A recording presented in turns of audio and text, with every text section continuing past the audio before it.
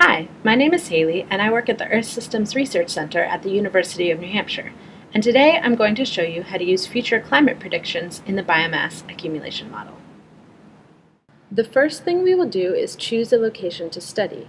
There are many resources on the Student Climate Data website.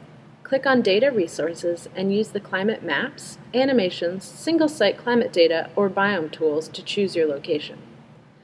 I've chosen the boreal forests of Canada because the temperature animation shows a large predicted temperature increase in this biome. Once you've chosen your location, make sure you know its specific latitude and longitude, which you can find on Google Earth, Google Maps, or the Forest Mapper. Now we will open the biomass accumulation model in the IC player. Since you already know how to use the model, we are going to jump right into our own model runs by clicking Model Variables. Just like before, we are going to click Climate Data to find our current and future climate conditions. Once the page is up, click here under Step 2. Enter your latitude and longitude in the boxes, remembering to use a negative if you have a west longitude or a south latitude. Select Mean Annual Temperature and click Submit to get your temperature, precipitation, and biome information. Once the page is loaded, click on Table of 30-Year Averages. I'm interested in the highest CO2 emission scenario, so I'm going to record the data from the current and future A2 columns, as well as my biome. Now we'll go back to the model and start by entering the current data into the table. Remember, you can click on the turnover rate button and use your biome to find your turnover rate.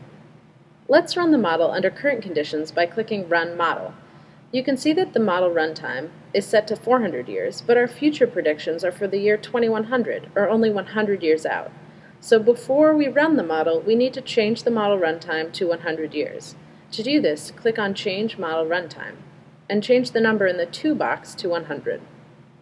Click OK, and click OK again. Now we are ready to click Run.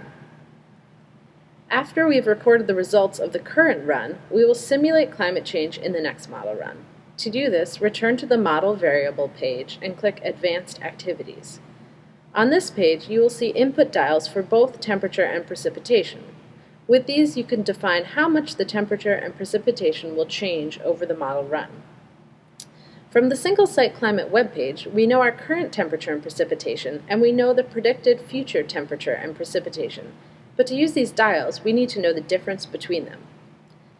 Use a calculator or paper and pencil to subtract current temperature from future temperature to get the temperature change.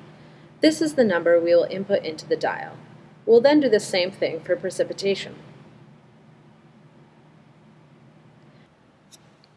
Now we are ready to run the model again by returning to the Model Run page and clicking Run.